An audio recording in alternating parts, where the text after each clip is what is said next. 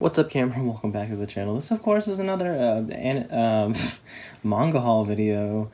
It's crazy how that happens. I was about to say anime reaction. I'm so used to been saying that lately in videos for this channel, but whatever. That's besides the point. We're back with another manga haul video. We got a lot of stuff to go over. Like 80-something volumes from the past 2 months.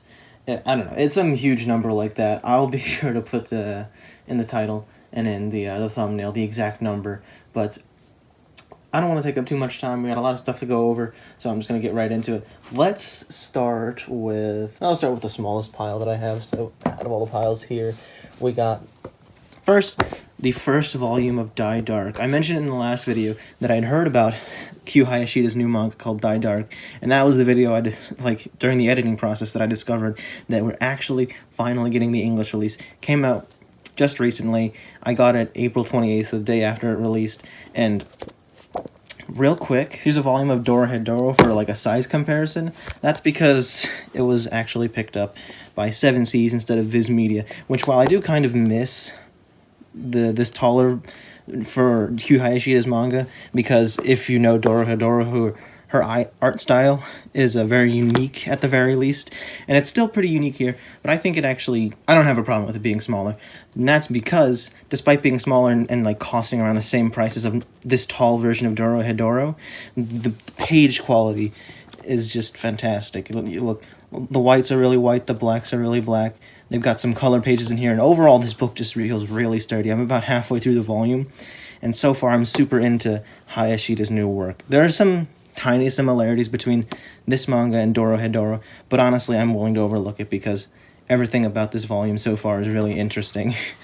And I'm excited to see more. It's got the trademark Q Hayashida introduce a bunch of things by having characters say names that don't make any sense to us normal people and maybe explain it later, but I think the space setting is really interesting. I'm super excited to see where Q Hayashida is going to take it as the series progresses. As far as I know, Japan only has 3 volumes so far. Volume 2 in English should be coming out later this year, but I'm super excited. So, check out Die Dark. Die Dark is really interesting so far. Check out Dorohedoro for that matter. Still waiting for season 2. Come on, man. Get on it. Next up, let's real quick look at the hardcover. This Tokyo Ghoul re-illustrations book. This is actually the thickest art book I have so far. I have 4 art books. The Tokyo Ghoul one, the art book, the Zaki Illustrations book for Tokyo Ghoul, which is the original 14 volumes, then the one for Bleach that I showed off in one of the other haul videos, and then I have a small Persona 5 Royal art book that came with the Phantom Thieves edition of the game, and I haven't looked through everything in this book yet, one because it's so huge, but all of it looks very nice. And also I haven't finished Tokyo Ghoul Re yet. I haven't finished the manga. I've been really lazy in finishing the manga, but man, I'm excited for Sui Ishida's next manga, because he's working on a new manga. I think it's going to be monthly. So I'm interested to see where that goes. I know I'm going to stick around at the very least for his artwork, because I think that was always one of like the consistents in the series, is that he's really good at drawing artwork, especially for like the really emotional scenes in Tokyo Ghoul. Next up, let's you know what, let's talk about this now. Okay, so you remember how I was complaining about the United States Postal Service sort of dropping the ball? Well, the order that I had in November last year finally came in. If you didn't know, my birthday was earlier this month, or early April, because it's May now, and on that day, a package that I ordered in November that was stuck in transit, arriving late for since November 22nd, 2020, has finally arrived on the day of my birthday. It was fucking insane. It was 145 days that it was stuck in transit, and it was an hour. The facility that they were quote unquote stuck in, I really don't know exactly why it was stuck there, because the United States Postal Service customer service is fucking unhelpful. But after 145 days and an hour away from my house, basically, it finally arrived. And man, maybe it's just because I had to wait so long, but I'm really enjoying reading part 4, because I had read parts 1 through 3 in high school while I was waiting for episodes of part 5 to come out. But part 4 has been so fun to read, and I've actually gotten so used to the black and white in manga, and technically black and yellow because the pages are just generally slightly yellower than normal manga. But I've read parts 1 through 3, the colored scans, the Jojos Colored Adventure, but I've gotten so used to reading it in its original black and white that it's kind of weird to think that there's like a colored version out there. But I believe I'm here in the manga, so I'm almost done. The final volume of part 4 is going to be coming out sometime soon, volume 9, and then part 5 is going to start, which is insane that we're still behind the anime. It took so long for there to be an official manga. You know what I'm just realizing? Does Viz's official website have anything past part 4 yet? Because I think the last time I checked, they're only uploading digital chapters when the volume releases come out, which sucks because they could probably be at the very least midway through part 7 or something in terms of bringing it digitally, but who knows what's going on with that whole situation. But speaking of JoJo, actually, yeah, I guess we'll go through it real quick. But speaking of JoJo's, I also recently bought all 3 volumes of part 1, and maybe it's just because at this point I'm like a really big JoJo fan. But coming back now, I finished the first volume already, but coming back now to revisit the story of part 1, I'm really enjoying it a lot more than I initially did. To summarize my experience with JoJo's Bizarre Adventure as a series, I tried watching part 1 at some point, but I didn't enjoy it, so I stopped. And then at some point in like 2016, I want to think, close to the end of part 4, I was like, all right, let's do it again. Watched through all of part 1, and then at that point, when I started part 2, I was hooked on the whole series, and now I'm like a big fan. And coming back to the simple beginnings of part 1, man, is it like a weird and a lot more enjoyable than I thought it would be to be rereading the manga, because that's why I didn't start collecting the JoJo manga with part 1. I started with part 4 because that was one of the 3 parts that I haven't read yet. Part 4, part 5, and part 8 are the parts that I have not read in manga form yet. But coming back to read part 1, I don't know, it's kind of nostalgic that this is where we started in JoJo's, especially seeing Araki's old art style. That was a lot of fun to see. Got some nice color pages in here too. You know what? Speaking of which, I think volume 9 of part 4 will have some color pages, because I think there was at least a volume other than volume 8 that didn't have any color pages in it. So it's kind of like it's when Araki has them in, and I guess there weren't any through the duration of one of the volumes before volume 8, but there will probably be one for volume 9 because of it's the end of part 4. But off topic, and something about these releases, because the part 4 volumes have they cover 2 volumes in one volume. This is the volume cover of volume 3, then volume 4. I found that out because I was originally like, man, they don't have the volume covers. But they do on the front and back covers. But these ones don't have the original volume covers. They have new illustrations by Araki on the front and the back. And then they have a little interview in the back with Araki about certain things, which is really nice. But I still miss not having both a volume cover, or however many volume covers per volume, because this is thinner than... It's definitely not 2 volumes combined into one. I like the interviews in the second and third volumes because Araki adds this ball to the end of Zeppeli's cane. And if you know part 7, that's a steel ball. That's one of Gyro's steel balls. And he mentions that in the interview down here. Steel ball from Steel Ball Run. So that's fun. I also really like the interview in the back of volume 3, because the interviewer asks, why is Dio naked on the front of the cover? He wanted to show off his beautiful body, and he's talking about this illustration right here. God, what a legend Araki is. Alright, moving right along, now that we finished JoJo, let's talk about the one other volume from the November incident. That's what I'll call it. But the other volume in a different series that was a part of that November order that took forever to get here was volume 3 of Black Lagoon. Boy, it is slightly damaged, but I'm honestly not too mad about it. It's not huge. There are some like bigger defects in some other volumes I have, and honestly I had to wait 145 days for this volume to come in, so I'm super excited to get more Black Lagoon. It was confirmed that Black Lagoon Volume 12 is finally coming out this summer. So excited, but I still have to wait for a while to actually read more because the other volumes that I have, as you can see, I don't have all of them. I'm still missing 4, 5, and 10. Those are out of stock on Right Stuff, and so I'm waiting for those to come in. But man, am I excited, because Black Lagoon is a great series. It's a very one-of-a-kind series. And speaking of Black Lagoon, there's a weird thing in Volume 11. I'm not sure what it is, but normally... Here, let me real quick look at the table of contents of Volume 9. So as you can see, this is all the El Baile de Muerte arc. De la Muerte, excuse me. It's all one arc. Each chapter is labeled with the name of the arc plus the part number in Roman numerals. And the current arc is, from what I understand, called the Wired Red Wild Card. But in Volume 11, not only is there only one chapter called the Wired Red Wild Card, it's also chapter 77, and the end of Volume 9 is chapter 76. So what... Wait a minute, volume, there's only... I think you're seeing what I'm getting at. I'm not sure what's going on. And I looked on Viz's official website. This isn't a misprint for Volume 11. That is the actual, like, the digital version of Volume 11. The free preview that I read included... The table of contents had the exact same thing. Chapter 77, the Wired Red...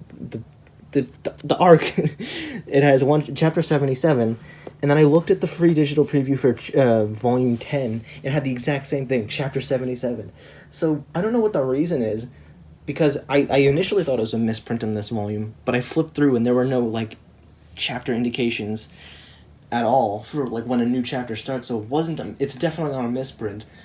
So did Ray Hiroe, the author, or did the publisher, or did Viz itself just decide that instead of doing... What the fuck is the arc called again? Let me check the table. The Wired Red Wild Card. Did it just decide, instead of doing the Wired Red Wild Card Part 1 for each part, and then a number for each new chapter, and they just decided to call it one huge chapter? Is chapter 77, is Viz Media saying chapter 77 is at the start of Volume 10, and at the very least at the end of Volume 11? Is that what's going on? If so, that's so weird, but whatever. I'm excited to get more Black Lagoon chapters. Hopefully Right Hero becomes more consistent, because then maybe we can get the anime back. The anime was really good. But either way, I'm excited to read more of the manga, eventually, when Volume 4 and 5 come in, and then Volume 10. Alright, real quick, let's just run through some Western comics. I probably should have started with that, because that's probably something that people are least interested in. But here we got... Oh, wait, I was right the first time. Volume 1, 2, and now, in edition 3 of Common America. They have hardcover variants now. I don't know if they'll go up on iconiccomics.com, but I got these because I supported the Volume 3 Kickstarter. And now I have 3 versions of Volume 1, 2 versions of Volume 2, and 1 version of Volume 3. And that's because I ordered my copies of Volume 1 and 2 of Common America before I realized you could get the hardcover reprints of Volume 1 and 2 on the Kickstarter. And fuck it, whatever. But now I have them. And I haven't read Volume 3 yet, but I'm pretty excited to get in here. I like the new art for the hardcover reprints. They include the original art from the original printings. But I like the new art. And I like the back cover of Volume 3 because it's just Common America eating a burger. We need more anime girls eating burgers. But with those out of the way, real quick, last Western comic, we got the Divinity Original Sin 2 Godwoken comic. I got the collector's edition because this is sort of a prequel comic to the hit video game Divinity Original Sin 2, which is very recently become one of my all-time favorite games. I got it in December for only $18 because a friend of mine who has like 400 hours in the game recommended it to me. And even though I didn't think I would like it because it's like a turn-based strategic, like isometric type RPG that's really long, I ended up really loving it. I've played through the entire game twice. I have 132 hours. I really want to get into it again. And it's just such a great game. And basically, I say prequel because in the game, if you don't know, there's technically 6 protagonists. A few for each race in the game. There's 7 races. And this will probably give me more incentive to want to play any of those characters, because I usually the only 2 times I've played through the entire game has been with a friend, and we make custom characters instead of playing as the pre-established characters. But I've read 2 of the stories so far, and it's really interesting, so I'm excited to read more of this eventually and then play more of the video game. Real quick, I'll just put that here. This is the 3,508th version of, copy of the collector's edition. I wonder who has the first, and also how many are left, because if you are interested in the game, you probably didn't know about this, because I didn't know about the Larian merch store. Larian being the company that made the game. I didn't know about their merch store until I randomly saw it in the Steam page with news for games that you own. But let's move on. Next we got the volume 2 and 3 of My Dress Up Darling. The first volume was a blind purchase. I saw it was on sale at some point on Right Stuff, and I was like, I'll check it out because it looks interesting.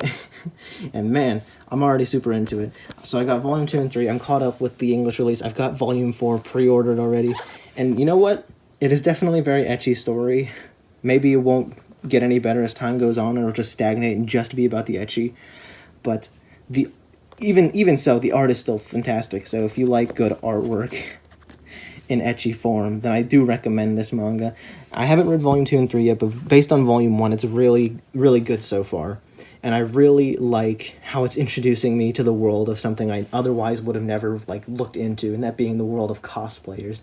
Because I thought, you know what? I think the ecchi is kind of like icing on the cake, basically, and the cake being that you're learning about how cosplayers go about their day, going to different shops, taking measurements, and it's so interesting so far.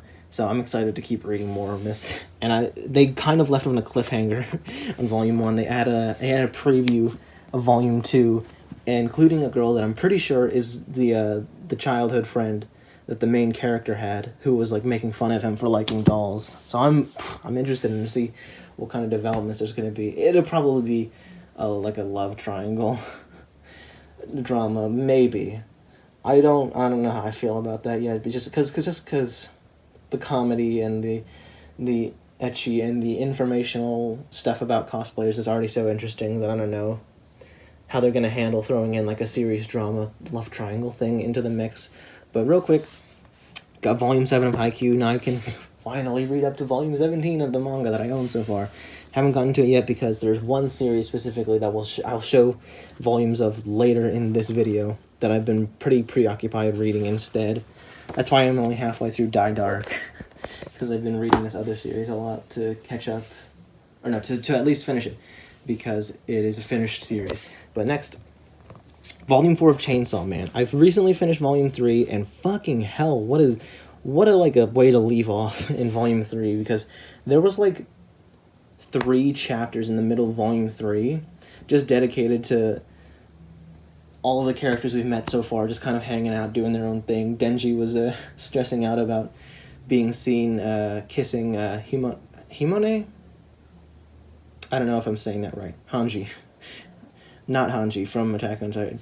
But in kissing her in front of Makima. And so it was just basically normal life for these people outside of hunting devils, which was really interesting. And then they just show up with dude who's similar to Denji, and that he's got the devil, or not devil man kind of, because he's got the devil and he's also man. Denji's Chainsaw Man. This guy's, I don't know what kind of sword that is, but he's Sword Man. This girl that's kind of got a similar ability to Aki, who they're just fucking shit up right now. At the end, they were fucking shit up at the end of volume 3. Denji's about to start fighting them. There's so much mystery that's been building up now, because apparently the Gun Devil himself wants Denji for some reason. Denji's heart. So that means Pochita is probably something important, because we found him like dying at the start of the series or whatever. Denji, that's how they met. I'm getting too much into it. Please don't spoil me. I know part 1's already over. I don't know when part 2's gonna start, but I've already got volume 5 and 6 pre-ordered. Next up, got volume 7. I know volume 7 is when the Gon Hisoka fight during the Heaven's Arena arc takes place, so I'm excited to read that, because that was one of my favorite parts in the anime when I watched it. But I'm pretty excited to get into it. From what I know, Hunter x Hunter is still kind of hard to find volumes for. Like, I think I'm doing alright getting volumes, but I'm very slowly collecting new volumes of Hunter x Hunter, because I've already watched the whole anime.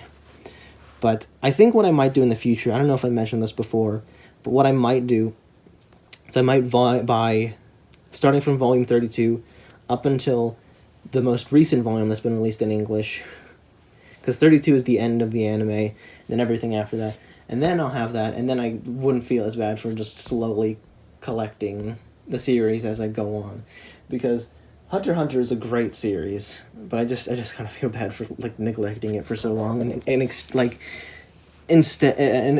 ignoring it for series that are either already finished or are ongoing, and it's like easy to catch up. You know, like starting Chainsaw Man, My Dress Up Darling, and like a bunch of other series that were just getting started. So it's really easy to catch up. Things like Black Clover, which I didn't know anything about, but I fell in love with instantly. But I'm going off a bit too much. Next we got volume 3 of The Way of the House Husband. And anybody who's seen the anime, you gotta let me know how that turned out, because I really enjoyed the volume 1 and 2. Haven't read volume 3 yet, but I really enjoyed the manga. And based on the trailer, the trailer for the Netflix, and based on an interview I think I read online, it just doesn't look like it's really, because it could have been such a great comedy. Like, if they had, and I apologize for bringing it up again, because I think I remember bringing it up at some point when I was talking about if they adapted a certain comedy manga, but if they adapted it like how they adapted Kaguya-sama Love is War, where they put in so much extra work into making the animation and the execution of the jokes that much better, then it would have been a fucking amazing anime. But based on the trailer, it's basically they just colored in the manga, animated lip flaps, and had the characters like slide across in one pose. Based on the trailer. The only thing that I could think of that would enhance the comedy from the manga, and the only reason I'd say watch the anime over the manga, which I don't, based on the trailer, is that the voice actor for Tatsu, this guy, the main character, is fucking amazing. They picked the best voice actor for him. But it's just, I think I saw in an interview online that that was intentional. I don't remember who, but somebody told the producers, or the producers told the animators that they basically just want an animated manga. They don't want an anime. They wanted a manga that's in color and moves and has voices. That moves slightly. But, man, let me know how the anime actually is, because it reminds me, the animation style reminds me of another anime the JC staff did called Backstreet Goku Dolls. I'm not surprised if you hadn't heard of it. It's on Netflix. It was technically my first idol anime, if you count that. If you don't count that, Zombieland Saga was. I've only watched two idol anime, those two. Goku Dolls was my first. And they had a similar animation style where there was barely any movement. And the only reason I watched through the entire thing and enjoyed it, and I think I gave it a 7, which is higher than the average rating on, say, Mal. And that's because the voices were really funny, and the whole premise was funny.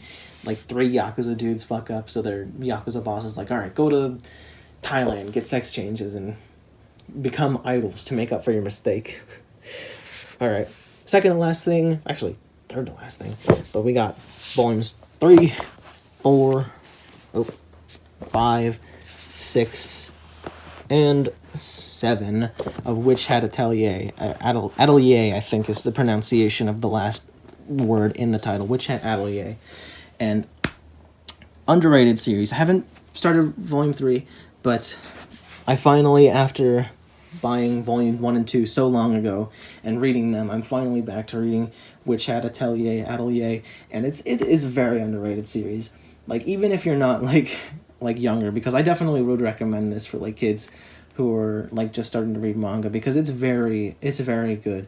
It's got an amazing art style, and, like, the premise, I think it's good for everyone. It kind of reminds me of a Disney series, and I think it's absolutely worth it. It's super underrated. I hope they get an anime, and if they do get an anime, I hope they get an anime that does it justice. Like, if KyoAni animated this, they're known for having an like amazing visual flair and like all of their anime. Like, I haven't watched a lot of their newer stuff, but I've seen clips of like Violet Evergarden and like some like screenshots from some of their movies, like A Silent Voice. I know I haven't watched that yet, blasphemy, but they're so good at like making things look magical.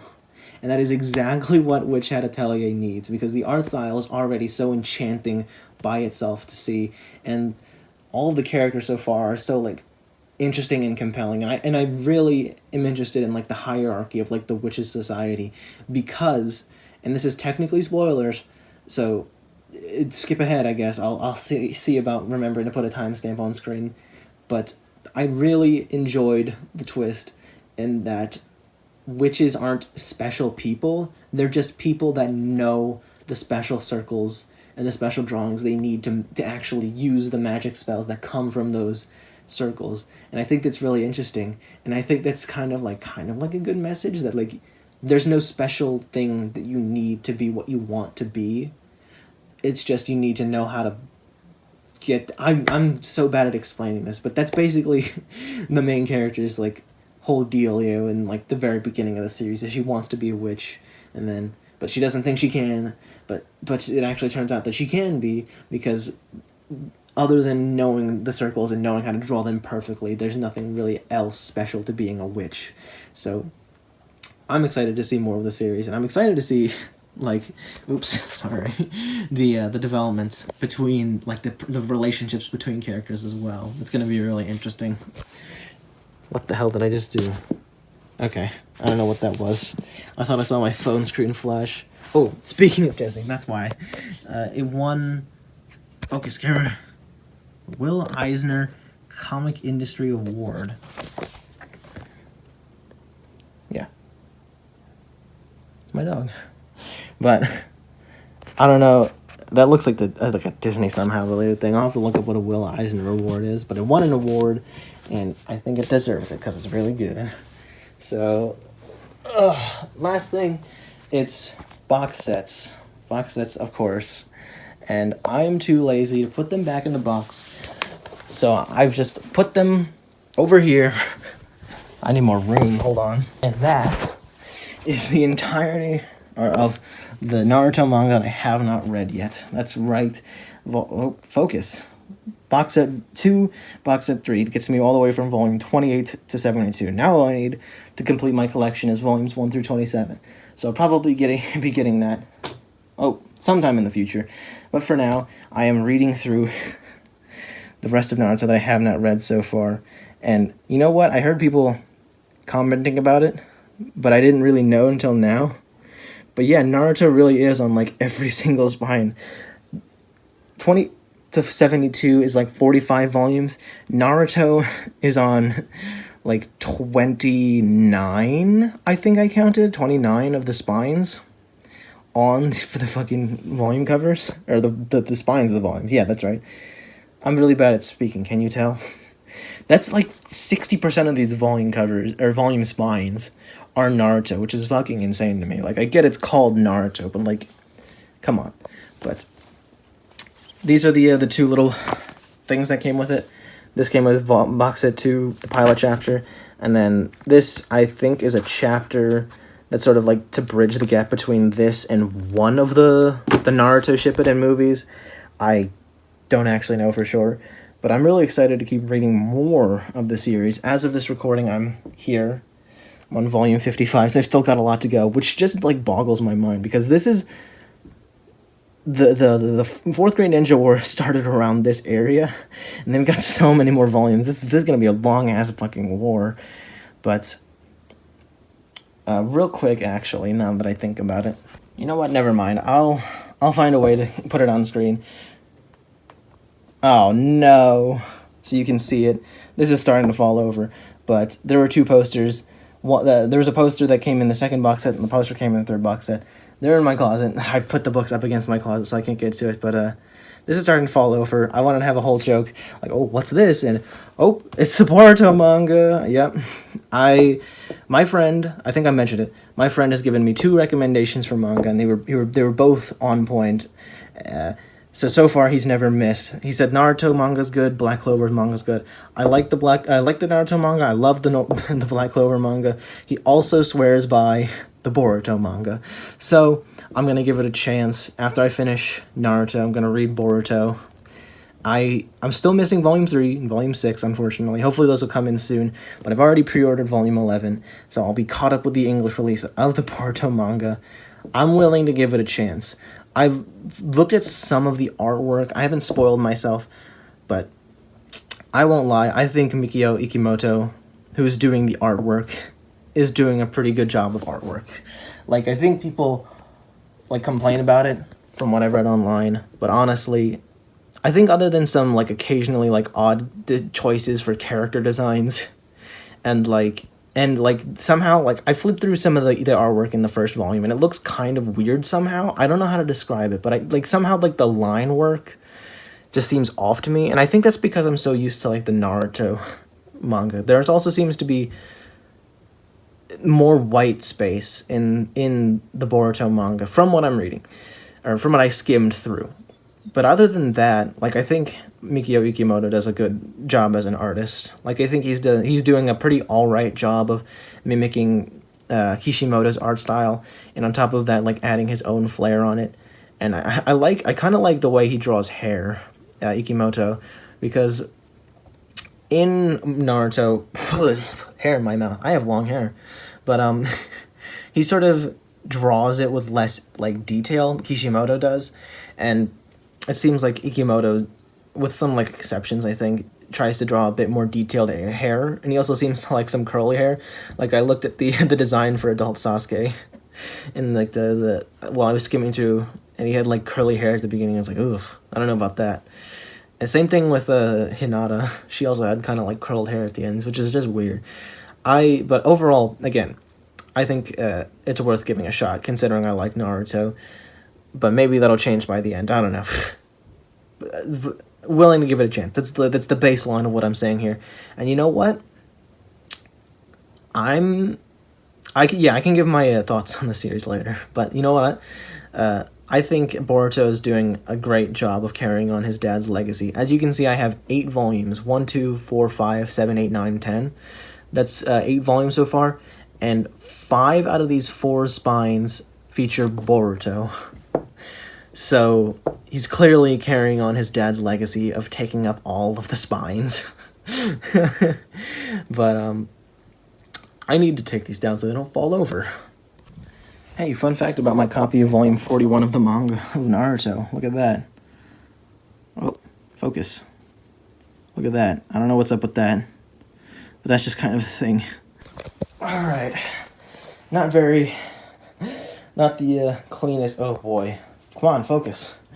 I don't know why it's not auto-focusing anymore, but this is pretty messy looking overview of everything. Oh, I'm out of breath, sorry. That I picked up this month. It is a lot. I'm super excited to read more. And I probably won't have... It'll probably be another 2 months before I do another manga haul, because I gotta get through all of these. And I've got a pretty decent amount of back order, but nothing that'll be huge for the next 2 months. But it is whatever. I don't know what I'm talking about. This is pretty much everything I got. Don't have an exact count yet. Pretty sure the number is 85. I might be proven wrong. I got like 4 more things to show off real quick. First things first, I had another blind box in the November 2020, or God, I can't talk. It's another goddamn Gundam DVD. This is number 5. So now I have 2, 5, 7, and 9. And I swear to God, I have an order that hasn't shipped yet with another $1 blind box. If it's a more Gundam, I swear one of these days, just stop bugging me about it, for the love of God. And then finally, the last 3 things. I got some figures, some anime figures, an Asuka figure that I picked up at a local store for like $25, I think. then this nice little one of Tanya from Saga of Tanya and Evil. Ignore that this strap kind of got fucked up. Getting the actual gun to go in between her hands was a pain in the ass, because this was the first one that I got out of the 3 that I'm showing off right now. This is also the most expensive one, but it's real nice. It's real nice looking. And then the last one is this tiny little Gintoki one. I'd never really looked up Gintama figures, but as I'm reacting to Gintama right now, and I'm really enjoying it, I picked up, oh no, it's not broken, don't worry, I can fix it. But this sword fell out. But it's a cute little one. It's like $25-ish. Pretty nice looking. Not too bad for the price. So, yeah. With that all being said, if you enjoyed this manga haul video, make sure to press the like button. And while you're here, subscribe, because I'm planning on doing more manga hauls in the future. It's not going to be as consistent. I probably won't be doing one per month, obviously. But I also do anime reactions. Right now I'm doing Gintama. Finals week is coming up for me, so I'm going to be a bit busy. Won't be able to do super much in terms of that. But I do have more in store for anime reactions. Gotta finish catching up to Haikyuu, Scissor 7 Season 3, and then I've got some more ideas when I've got more free time. But like I was saying, like, subscribe, turn on notifications. See you later, camera.